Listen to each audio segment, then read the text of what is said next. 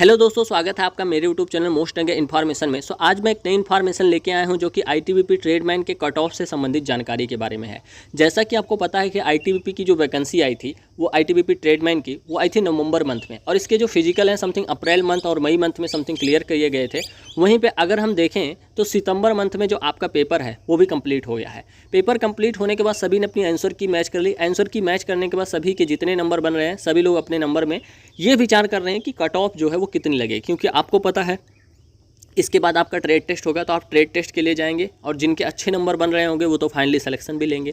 तो ये जो कट ऑफ है यही कट ऑफ मैं बताने के लिए आया हूँ। तो आपकी कट ऑफ कितनी जानी चाहिए, क्योंकि अगर आप कट ऑफ ही नहीं क्लियर करेंगे तो आप कितने भी नंबर आप मतलब जैसे ट्रेड टेस्ट है, ट्रेड टेस्ट के लिए जाएंगे कैसे। तो अगर हम देखें कट ऑफ के बारे में तो कट ऑफ में आपकी एक ही कट ऑफ बताऊंगा और उसी के हिसाब से आपको अपना आंकड़ा लगाना है। अगर आप थोड़ा सा इतना नंबर पा जाते हैं तो मुझे लगता है फाइनली आप सेफ़ हैं, और इससे कम भी पाते हैं 2-4 नंबर तो भी कोई दिक्कत नहीं है। आपको ट्रेड टेस्ट की तैयारी करनी चाहिए। तो अगर हम देखें तो जनरल की अगर हम कट ऑफ लगाएं, जनरल में अगर आप समथिंग मान के चलिए 50 नंबर का पेपर था, ठीक है। 50 में अगर जनरल में मतलब 50 में अगर जनरल में आप समथिंग मान के चलिए 38 से लेके 40 के बीच में पा रहे हैं, ठीक है, तो मुझे लगता है आप सेफ़ जोन में हैं जनरल में। क्योंकि आपको पता है कि 500 वैकेंसी है, 500 वैकेंसी है, इसके 10 गुना कैंडिडेट जो हैं वो ट्रेड टेस्ट के लिए जाएंगे, मतलब 5000। तो आप आंकड़ा लगा सकते हैं कि कितने कैंडिडेट थे उसी के हिसाब से। तो जनरल में मेरे हिसाब से यही आंकड़ा रहना चाहिए। इसके आसपास भी है, मतलब आप 38 की जगह आप 35 नंबर भी हैं, 33 नंबर भी हैं या 34 नंबर भी हैं, 30 नंबर तक 30 से प्लस हो तो आप तैयारी करनी चाहिए। आपको कुछ ज़्यादा नहीं है आपका, ठीक है। तो एक बार ट्राई तो करना चाहिए। अगर ओबीसी का देखें तो जनरल का जैसे मैंने बताया, जनरल का 38 से 40 बोल दिया, ठीक है। अगर हम देखें ओबीसी का अगर जिनके 35 से लेके 37 तक बन रहे हैं वो मुझे लगता है सेफ़ है। वहीं पे अगर ईडब्ल्यूएस का देखें तो समथिंग जिनके 33 से लेके मतलब वही 35 से लेके 37 तक बन रहे हैं वो मुझे लगता है सेफ़ है।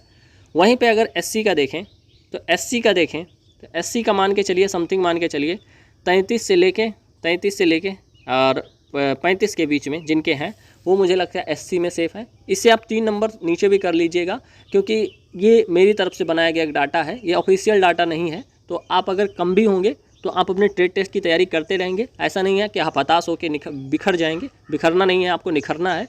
तो आप अभी और भी वैकेंसी आपके सामने है, आप लोग ट्राई कीजिएगा, बहुत सारी वैकेंसियाँ हैं, ठीक है।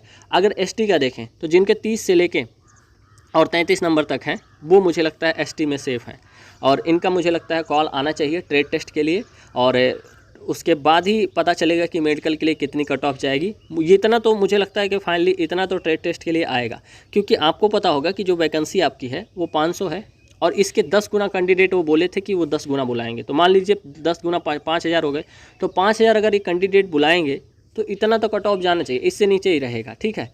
तो मुझे लगता है कि फाइनली आपको तैयार रहना चाहिए ट्रेड टेस्ट के लिए, क्योंकि आपको पता है कि ट्रेड टेस्ट अगर आप फेल हो जाएंगे तो ट्रेड टेस्ट मुझे नहीं लगता कि आपको फेल होना चाहिए, लेकिन फिर भी अगर आप प्रैक्टिस करके नहीं जाएंगे, डॉक्यूमेंट जो उनके सभी इक्विपमेंट हैं जैसे हो गया उसमें अगर आप अच्छे से नहीं करेंगे तो आप जो होता है फेल भी हो सकते हैं। तो आप लोग फाइनली तैयार रहिए और ट्रेड टेस्ट आपको अच्छे से देना है और अच्छे से उसको क्लियर करना है, ठीक है।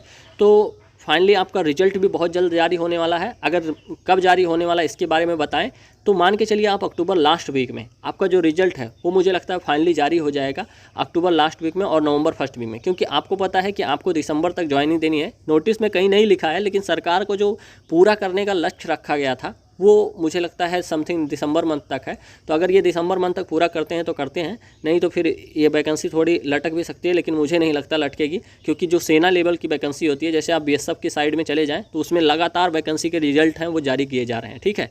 तो आप लोग फाइनली तैयार रहिए अच्छे से ट्रेड टेस्ट के लिए, और आपको हताश नहीं होना है। अभी एसएससी जीडी की वैकेंसी आ रही है, उस पर भी फोकस करिए अच्छे से और उसको भी अच्छे से दीजिए, ठीक है। नवंबर में आपकी वैकेंसी आ रही है, ये जैसे आप क्लियर करेंगे उसी बाद एसएससी जीडी में लग जाइएगा। एसएससी जीडी में लगने के बाद आप अच्छे से अब की बार पेपर दीजिए और अच्छा टारगेट सोच के समथिंग 160 में हाई स्टेट से हैं तो आप समथिंग 140 टारगेट करके रखिएगा, मिडल स्टेट से हैं तो समथिंग 130 टारगेट रखिएगा, और लो स्टेट से हैं तो मान के चलिए 120 टारगेट रखिएगा। तो ऐसा टारगेट रखेंगे तो आप अच्छे से सिलेक्शन लेंगे। सो ये एक ओवरऑल वीडियो थी जो कि मुझे लगा कि आपको देनी चाहिए। सो आई होप कि वीडियो आपको अच्छी लगी होगी। अगर वीडियो अच्छी लगे तो वीडियो लाइक करना, शेयर करना, सब्सक्राइब करना। मिलते हैं नेक्स्ट वीडियो में। धन्यवाद, नमस्कार, जय हिंद।